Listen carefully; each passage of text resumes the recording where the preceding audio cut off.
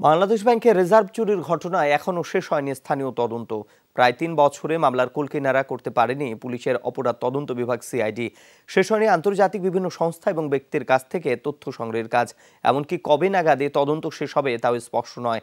রহস্যজনক কারণে এখনও প্রকাশ করা হয়নি স্থানীয় তদন্ত প্রতিবেদন। বিদায়ী অর্থমন্ত্রী এ বিষয়ে রহস্যজনক নীরবতা পালন করেছেন। বিশ্লেষকরা বলছেন, চুরির ক্ষেত্রে স্থানীয় পর্যায়ের দায় নিরূপণ জরুরি। 2016 সালের ফেব্রুয়ারি মাসে বাংলাদেশ ব্যাংকের রিজার্ভ থেকে চুরি যায় 8 কোটি 10 লাখ ডলার। তার মধ্যে ফেরত আনা গেছে মাত্র $1.5 কোটি। বাংলাদেশ ব্যাংকের সাইবার নিরাপত্তা ব্যবস্থা নিয়ন্ত্রণ নিয়ে সংঘবদ্ধ চক্র নিয়ে যায় এই অর্থ। দোষীদের শনাক্ত করতে কাজ শুরু করে পুলিশের অপরাধ তদন্ত বিভাগ সিআইডি।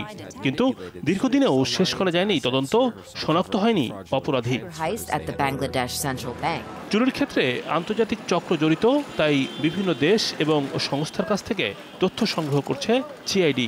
বলা হচ্ছে, সময় নির্দিষ্ট করে তদন্ত কাজ শেষ হবে না, পর্যাপ্ত তথ্য উপাত্ত সংগ্রহ করা দরকার। আমরা ফেডের সাথে যোগাযোগ করেছি, আমরা আরসিবিসির সাথে যোগাযোগ করছি, মানে দেশের যে দেশ টু দেশে এমএলএ যে মিউচুয়াল লিগাল অ্যাসিস্ট্যান্স ট্রিটি, যেটা এইটা আমরা এই টিটির আন্ডারে আমরা এমএলএ পাঠিয়েছি, আমরা রগেটরি লেটার পাঠিয়েছি। পরবর্তীতে ওরা বলেছে এমএলএ দেওয়ার জন্য, আমরা এমএলএ পাঠিয়েছি।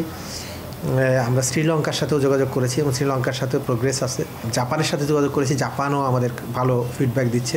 ফিলিপিনের সাথে যোগাযোগ করেছি, ফিলিপিনও বলেছে তাদের এমএলএ আমরা এমএলএ দিয়ে দিয়েছি। প্রশ্ন ছিল, এই ঘটনায় শুধু কি আন্তর্জাতিক চক্র জড়িত?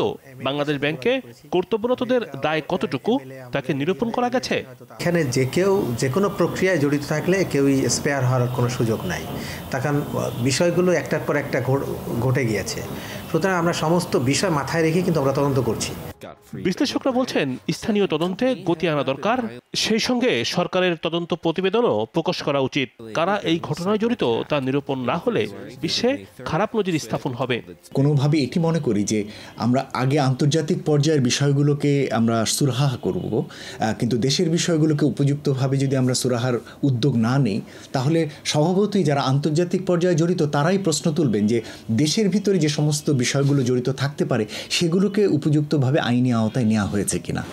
তদন্ত শেষ করার ক্ষেত্রে এই পর্যন্ত আদালতের কাছে প্রায় 20 বার সময় চেয়েছে সিআইডি। তদন্ত ওই সব দেশের উপর যেহেতু নির্ভরশীল, সেসব দেশ থেকে আমাদের ডেটা আসতে হবে। অর্থ উদ্ধারে তেমন কর্মপরিকল্পনা হাতে নেননি বিদায়ী অর্থমন্ত্রী আবুল মাল আব্দুল মুহিত। রিমন রহমান, যমুনা নিউজ, ঢাকা।